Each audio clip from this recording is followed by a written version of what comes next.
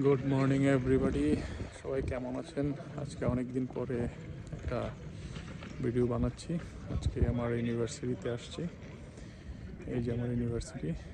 So এখন হচ্ছে lunch break চলতেছে, তো যে কারণে একটা ভিডিও বানাচ্ছি। আমার পিছনে একটা আমাদের ইউনিভার্সিটির সামনে একটা গির্জা দেখা যাচ্ছে, দেখেন অনেক সুন্দর।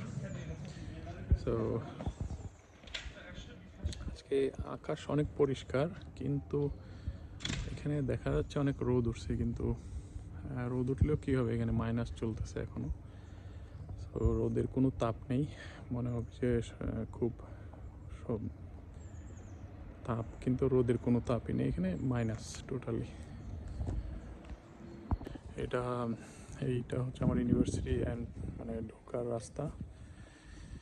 এটা একটা প্রাইভেট ইউনিভার্সিটি, অস্ট্রিয়া ভিয়েনার মধ্যে সবচেয়ে দামি বলা যায়। মানে এখানে যারা বাংলাদেশে যেমন নর্থ সাউথ ব্রাক ইউনিভার্সিটি আছে, এখানে এটা এরকম আর কি প্রাইভেট ইউনিভার্সিটি। সো এখানে যারা পড়তে আসবে তাদের মোটামুটি টাকা খরচ হয়।